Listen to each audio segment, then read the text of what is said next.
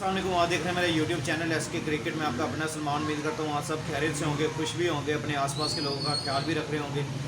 सबसे पहले जो लेटेस्ट खबर निकल के सामने आ रही है PSL के ऊपर, उसके ऊपर डिटेल से बात करते हैं। इसके अलावा बात करते हैं भाई जो बाबर आजम के ऊपर एवं फजूल सा प्रेशर क्रिएट कर रहे हैं, उसके ऊपर बात करते हैं। इसके अलावा बात करते हैं भाई कि बड़े बड़े बयान निकल के सामने आ रहे हैं कि क्यों इस तरह का टर्निंग ट्रैक बनाया गया ODI में। उसके बाद बात इसके अलावा बात करते हैं कि भाई जो श्रीलंका और इंडिया का मैच चल रहा है सेकंड ODI, उसके ऊपर बात करते हैं। अगर आप मेरे चैनल पे नए हैं और एंड पे थोड़ा एंड पे जाकर रैंकिंग पे बात करेंगे, जो कल रैंकिंग अपडेट हुई है वो वहाँ पे पाकिस्तान क्या किस पोजीशन में है उसके ऊपर बात करते हैं। अगर आप मेरे चैनल पे नए और पहली दफ़ा आए हैं तो जल्दी से जल्दी मेरे चैनल को सब्सक्राइब कर लें, बेल आइकन को जरूर दबाएँ ताकि हमें लेटेस्ट वीडियो आप तक पहुँचती रहे। तो बात कर लेते हैं जो पहली खबर निकल के सामने आ रही है PSL का।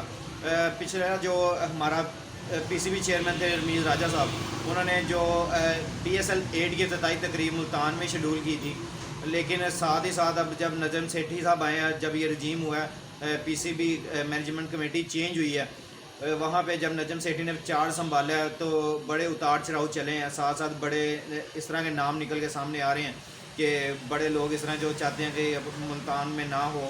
लेकिन अभी जो मैं आपको ब्रेकिंग न्यूज़ यहाँ पे ब्रेक करने जा रहा हूँ कि मुल्तान की इफ्तिताई तकरीब जो ओपनिंग सेरेमनी थी वो पहले डिसाइड की गई थी मुल्तान में, लेकिन उसके बाद अब ये ट्रांसफ़र कर दी गई है कराची में। कराची में इफ्तिताई तकरीब होगी और फाइनल लाहौर में खेला जाएगा, जो कि 9 तारीख से जमा होने शुरू हो जाएंगे वहाँ पे स्क्वाड कराची में। लेकिन अभी इसका मैं ये नहीं कहूँगा कि अभी इस पर फाइनल डिसीजन लिया गया, अभी बातचीत चल रही है। लेकिन अभी यही बात है कि थोड़ा सा यही बात अभी ब्रेकिंग न्यूज़ ये निकल के सामने आ रही थी कि रमीज़ राजा साहब का जो प्लान था कि मुल्तान से स्टार्ट किया जाए PSL 8 को, यहाँ पे नजम सेठी साहब ने आके यही कहा है कि नहीं अब मेरी मर्ज़ी चलेगी, अब मैं जहाँ से मर्ज़ी स्टार्ट करूँ, मैंने पौधा लगाया था, मैं ही उसको लेके आगे चलूँगा। तो उनके कहने के मुताबिक यही अभी ब्रेकिंग न्यूज़ निकल के सामने आ रही है। जो PSL 8 की इफ्तिताई तकरीब है यानी कि ओपनिंग सेरेमनी है, वो मुल्तान की बजाय अब कराची शिफ्ट कर दी गई है और इसमें ऑफिशियल अनाउंसमेंट भी अभी थोड़ी देर तक हो जाएगी। लेकिन चलें, हमारे फैंस के जो हम चाह रहे थे कि हम वाकई ये चाह रहे थे कि रमीज़ राजा साहब ने जो मुल्तान में इनको दी थी कि मुल्तान होस्ट करेगा पहला मैच, उसके साथ जो ओपनिंग सेरेमनी है मुल्तान होस्ट करेगा, तो बड़ा अच्छा लग रहा था। फैंस भी चाह रहे थे कि हमारे बाकी शहरों में भी क्रिकेट जाए, उनको भी इस तरह के मौके मिले कि वो भी ओपनिंग सेरेमनी में आके इंजॉय करें और पूरा प्रॉपर उनको भी चांस मिले कि आप भी मैचेस अपने शहर में इस तरह ओपनिंग के साथ साथ मैच देखें, मज़ा है आपको भी। लेकिन उनको नहीं किया गया। चलें, खैर है, आगे बहुत क्रिकेट है। साथ साथ अभी मुल्तान में जिस तरह टेस्ट मैच हुआ था, आउटस्टैंडिंग टेस्ट मैच हुआ था, उसका भी रिज़ल्ट आना था, लेकिन एंड पे आगे हमने वहाँ पे चावल मारी थी, जिसकी वजह से हमने वो वाला टेस्ट मैच हारा था इंग्लैंड से। चलें, खैर है। इसके अलावा और ख़बर जो निकल के सामने आ रही है बाबर आजम, उनका जो Babar Azam highest ODI average cricket history since 1972 में ODI जब से स्टार्ट हुए थे तब मिनिमम 50 इनिंग्स में उनकी जो एवरेज है ODIs में बता रहा हूँ, list of players with 60+ ODI average in the world minimum 50 innings. तो उनकी जो एवरेज है वो तकरीबन 60+ की एवरेज जो है वो इस टाइम ऑलमोस्ट 59.67 इस तरह कुछ है, यानी कि 60 को टच कर रही है। तो ये बाबर आजम उसके बाद किसी की ऐसी एवरेज नहीं है जो हम कल का क्रिटिसाइज़ कर रहे हैं कि उन्होंने बड़ा स्लो खेला, आके उन्होंने हमें मैच हरवा दिया, उन्होंने हमें ये कर दिया, हमें इस तरह का ट्रैक बना के दिया गया। तो अब बात मेरी ये भी आप समझ लें, सुन लें और अपने कानों में और अपने जहनों को खोल के और अपने बात ये समझा लें कि हमें जो ट्रैक क्यूरेटर्स बना के देंगे, हम किसी को नीचे लेवल पे आके जब क्यों शायद भाई कहते हैं कि नीचे लेवल पे काम करना चाहिए, क्योंकि नीचे लेवल में ही आपको पता ही नहीं है कि आपकी क्या स्ट्रेटजी है, आपने किस तरह जाना है। आपको यही नहीं पता कि भाई हमारे क्यूरेटर्स किस तरह के पीछे आ रहे हैं। जब ODI की बारी आती है तब टर्निंग ट्रैक होता है, तब वो टेस्ट की जो रिक्वायरमेंट होती है वो हमें ODI में मिल रही होती है, जो हमें ODI की रिक्वायरमेंट है वो हमें टेस्ट में मिल रही होती है। तो यार ये दोनों जो पजल कर देते हैं ना, जिसकी वजह से ये मैच हम कल का जो हारे हैं सिर्फ इस वजह से कि टर्निंग। तो इसके अलावा जो हमारी आगे बाबर आजम के ऊपर बात की जाती है तो सिर्फ यही क्यों मद्देनज़र रखा जाता है कि बस उनके ऊपर भी सारी रिस्पॉन्सिबिलिटी है। उन्होंने कल 79 रन मारे हैं, तो यार उन्होंने अपना किरदार अदा किया, वो खड़े रहे एंड तक। ठीक है, बीच में टुक टुक रिजवान ने भी आके जो कल की बाकी ने एक्टिविटी फैलाई जा रही है यूट्यूब पे और दूसरे चैनल्स पे और मेन स्ट्रीम मीडिया पे भी उनको बुरा भला कहा जा रहा है। तो वो यार आप लोग अपनी भी तो देखो, क्रिएटर्स का मसला है ये, बाबर आजम खान का अप्रोच नहीं है ठीक है। वो जो एंड पे ड्यू फैक्टर भी हो गया था, फिर उसके बाद आपको बॉल टर्निंग होना शुरू हो गया था। जिस तरह बॉल टर्न हो रहा था आपको सबको नज़र आ रहा था कि यार बॉल कितना और इतना एडवांटेज मिल रहा था स्पिनर्स को कि बॉल उनको बस वो फेंके भी तो वो लग के टर्न हो रहा था, क्योंकि ड्यू फैक्टर भी आ गया था। फिर उसके बाद ट्रैक भी हमें ऐसा मिल गया सेकंड इनिंग में, क्योंकि बॉल पहली इनिंग में जब लगती रहती है पिच पे तो वो बैठना शुरू हो जाता है और साथ में ड्यू साथ मिल जाए तो फिर वो टर्निंग ट्रैक ऐसा बन जाता है कि आपकी सोच होगी। तो वो इसी वजह से उनको एडवांटेज मिला न्यूजीलैंड को। उन्होंने आके अपना मैच को इस तरह डोमिनेट किया, पाकिस्तान की बैटिंग को इस तरह एकदम से उखाड़ के रख दिया। और देख लें पाकिस्तान की सिर्फ एक बाबर आजम है जिन्होंने खड़े होकर, मैं उनका बहुत बड़ा फ़ैन हूँ, मैं उनको उनका क्रिटिक भी सबसे बड़ा मैं ही हूँ। मैंने उनको जितना क्रिटिसाइज़ किया है शायद और कोई ना करते हो, लेकिन क्या है कि बस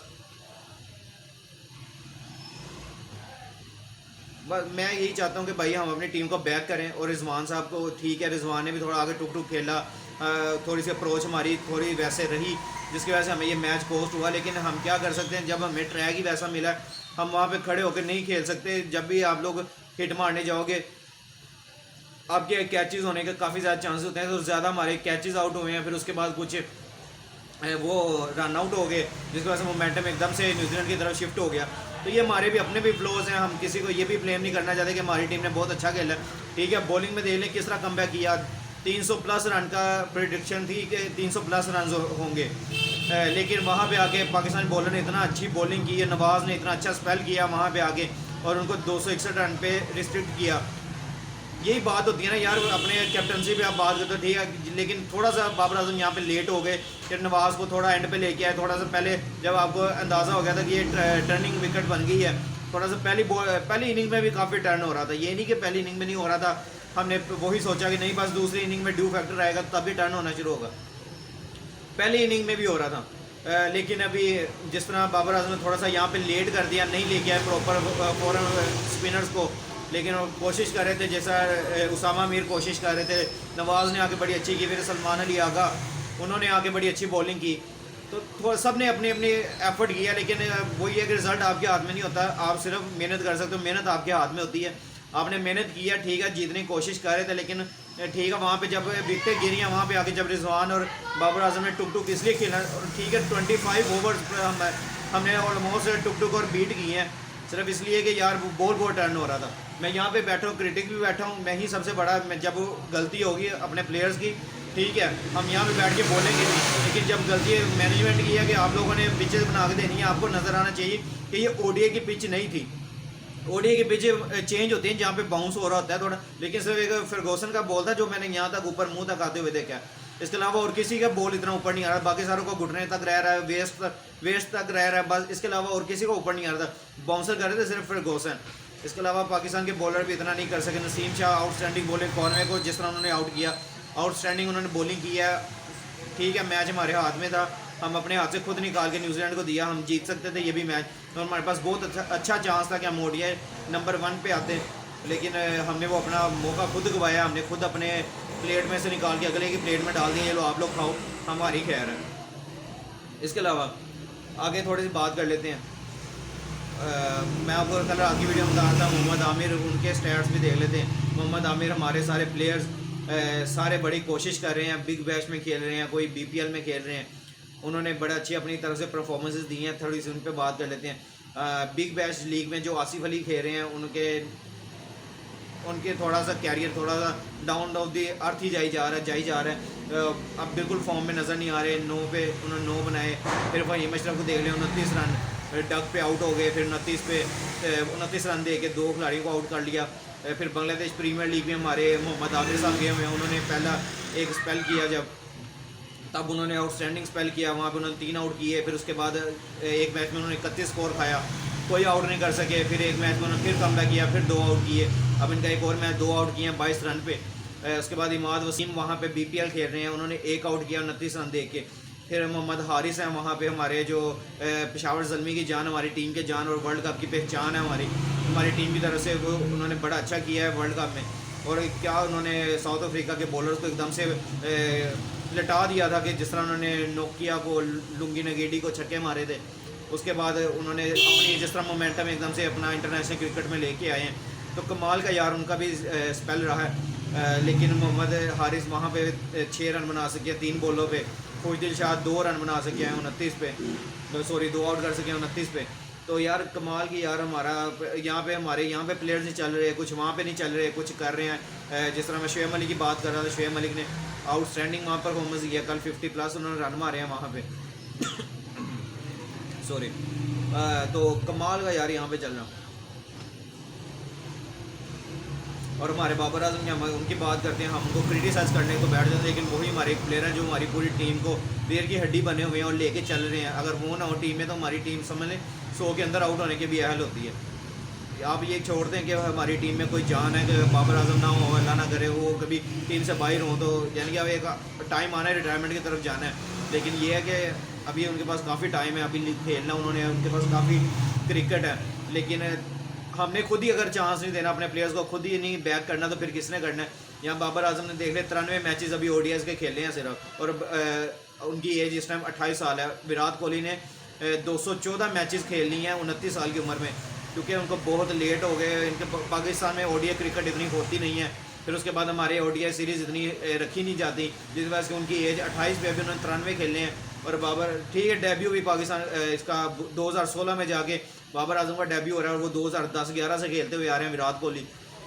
ये भी डिफरेंस है। बाकी हमारे पास इतनी गेम भी नहीं है कि हमारे पास ODIs की सीरीज़ इतनी होती भी नहीं है कि हम यहाँ पे हमारे प्लेयर्स को पूरे प्रॉपर चांसेस मिल सकें। बाबर आजम एक कंसिस्टेंट परफॉर्मर है और कंसिस्टेंट हमारी टीम का हिस्सा है। सिंस 2016 में उनके थोड़े वो आराम के तौर पे उनको कोई 1-2 सीरीज़ में बाहर बिठाया गया होगा, बाकी वो हमारी टीम को तब से लीड कर रहे हैं, साथ साथ खेल रहे हैं, यानी कि रिप्रेजेंट कर रहे हैं। लीड तो अभी 2019 से करना शुरू हुए हैं, लेकिन तब से रिप्रेजेंट कर रहे हैं हमारे कंट्री को। तो 93 मैचेस उन्होंने खेले हैं, 4730 रन उनके ODIs हैं, 23-50 मार चुके हैं, 17 सेंचुरीज मार चुके हैं, फिर एवरेज उनकी 59+ की है। तो कमाल का उनका जो है विराट कोहली ले लें 266, उसके बाद 12,000 रन बना चुके हैं, फिर 64 उनके हैं, 45 ODI सेंचुरीज कर चुके हैं, 64 उन्होंने 50s मारी हुई हैं, 57 की एवरेज के साथ वो दूसरे नंबर पे हैं, यानी कि 214 सॉरी कह रहा था 266 रन के मैचेस हो चुके हैं। तो ये देख लें उनका कितना एक गैप है। और एवरेज हमारी अल्हम्दुलिल्लाह हमारे कैप्टन की, हमारे लीडर की जो है वो सबसे ज़्यादा है 59 की। तो यार ये आप लोगों ने बैक करना है, बाकी आप लोगों की मर्ज़ी है। हम यहाँ पे बैठ के जो स्टैट्स हैं हम उस पर बात करेंगे, हम नहीं यहाँ चाहते कि किसी को भी हम यहाँ पे करें।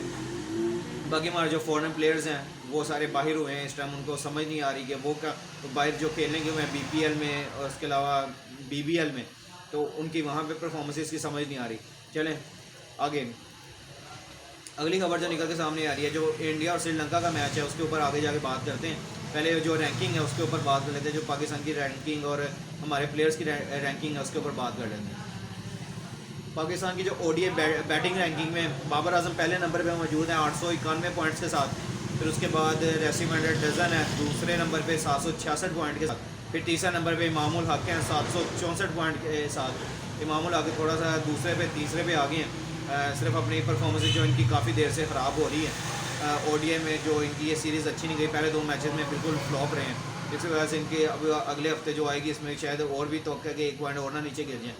बाकी अल्लाह ना करे अगले तीसरे ODI मैच में अब ये अच्छा करें, जो कल का मैच है उसमें अच्छा करें तो अपना टॉप ऑफ द टेबल दोबारा आ जाए। तो हमारे इसके बाद फ़खर ज़मान है, उनकी प्रमोशन 1 पॉइंट ऊपर आ गए हैं और 11वें नंबर पे आ गए हैं वो 695 पॉइंट के साथ। तो ये इसके अलावा हमारी आगे देख लेते हैं। ऑलराउंडर में हमारा कोई काम नहीं है, हमारा कोई प्लेयर ऑलराउंडर में नहीं है। उसके बाद मैन टेस्ट रैंकिंग बैटिंग में देख लें, हमारे बाबर आजम तीसरे नंबर पर मौजूद हैं, उनके 862 पे हैं। दूसरे नंबर पे स्टीव स्मिथ हैं 892 के साथ। पहले नंबर पे मार्नस लबुशेन है, उन्होंने 929 रेटिंग अपनी सेट की हुई है। उनको क्रॉस करना भी थोड़ा सा नामुमकिन है क्योंकि हमारे अभी टेस्ट मैचेस भी नहीं है आगे, तो थोड़ा सा आगे जाके यानी कि लेट है थोड़ा सा इस, तो ये भी बड़ा मुश्किल है कि अभी उनको क्रॉस करना। बाकी चलें, बेस्ट ऑफ लक है बाबर आजम के लिए। उसके अलावा हमारी बॉलिंग रैंकिंग्स, टेस्ट बॉलिंग में हमारे सिर्फ एक प्लेयर है शाहीन शाह अफरीदी, वो 6वें नंबर पे आ गए हैं। अभी काफ़ी देर से वो सीरीज़ से बाहर हैं, टेस्ट सीरीज़ नहीं खेल रहे। अपनी इंजरी की वजह से 787 पॉइंट के साथ अपनी इस पोजीशन को 1 पॉइंट ऊपर करके अपने इनके 7वें पे थे, 6वें पे आए हुए हैं और अपनी स्टेबल की हुई है उन्होंने पोजीशन। जब तक नहीं खेलेंगे तब तक उनकी यही पोजीशन रहेगी, जैसे ही अब नहीं खेलेंगे तो फिर वो रैंकिंग का ऐसा जो इनसे बेहतर करेगा वो नीचे नीचे जाते जाएंगे। पहले नंबर पे पैट कमिंस है 878 पॉइंट के साथ, दूसरे पे जेम्स एंडरसन है 835 पॉइंट के साथ, तीसरे पे एश्विन है 812, फिर जसप्रीत बुमराह है 812, फिर रॉबिन्सन 805 है, ईशा अफरीदी 787, नीचे रबाडा, जैमिसन, मिचेल स्टार्क है और हैज़लवुड है। तो ये हमारी रैंकिंग भी थोड़ी सी गिरती जा रही है नीचे। और टेबल पे आपको बता दूं, India top of the table है ICC सुपर लीग में। चले वो अगली वीडियो में आएंगे, चलो उसके ऊपर डिटेल से बात करेंगे। और अभी जो श्रीलंका और इंडिया का मैच चल रहा है और सेकंड ODI, पहला मैच तो बम्बूजल कर दिया था इंडिया ने, आके हरा दिया इसको श्रीलंका को दोबारा। लेकिन दासून शाना का एक फाइटर रहे हैं जो पूरे मैच को साथ लेके चल रहे थे, वो चाह रहे थे कि हम मैच किस तरह फिनिश कर ले, लेकिन वो अकेला जिस तरह बाबर आजम कल अकेले खड़े थे, उनके साथ भी कोई नहीं साथ दे सके। इसी तरह दासून शानगा के साथ भी कोई नहीं उनका साथ दे सका और मैच हार गए। अभी जो इस टाइम ये मैच चल रहा है श्रीलंका और इंडिया का, सबसे पहले तो श्रीलंका ने टॉस जीती और बैटिंग का फैसला किया। बैटिंग कर रहे हैं अभी श्रीलंका वाले, 215 रन अभी तक बनाए हैं, 8 विकेटों के नुकसान पे विकेट्स गिरती जा रही हैं और 40 ओवर हो चुके हैं। आगे 2 विकेट्स का गेम है, आगे 10 ओवर अभी और पड़े हुए हैं, देखते हैं उनका क्या बनता है। जो बॉलिंग कार्ड में सबसे ज़्यादा जो विकेटें ली हैं वो ली हैं कुलदीप यादव ने, उन्होंने 3 विकेट्स लिए हैं। इनकी कम बैक हो रहा है काफ़ी देर के बाद, टीम में खेल रहे हैं। उमरान मलिक 7 ओवर उन्होंने करवाए हैं, 2 विकेटें उन्होंने भी ली हैं। फिर सुराज ने 5 ओवर करवाए हैं, 2 विकेटें उन्होंने भी ले ली हैं। और अक्षर पटेल है, उन्होंने 1 विकेट लिया। तो अभी ये चल रहा है, जैसे आगे ईडन गार्डन में ये मैच स्टार्ट है कोलकाता में, आगे देखते हैं इंडिया क्या आज ये मैच विन कर पाता है या श्रीलंका कोई एक्स्ट्रा ऑर्डिनरी बॉलिंग या बैटिंग करके मैच को फिनिश करते हैं। चला मिलते हैं नेक्स्ट वीडियो में। अपना और अपने आसपास के लोगों का ख्याल रखिएगा। जिस भाई ने अभी तक मेरे चैनल को सब्सक्राइब नहीं किया वो मेरे चैनल को जल्दी से जल्दी सब्सक्राइब कर लें, बेल आइकन को जरूर दबाएं ताकि मेरी लेटेस्ट वीडियो आप तक पहुँचती रहे। और नीचे जल्दी से यार लाइक शेयर और कमेंट भी किया करें, आपका वेट कर रहा होता हूँ। इंशाल्लाह मिलते हैं नेक्स्ट वीडियो में। टेक केयर, अल्लाह।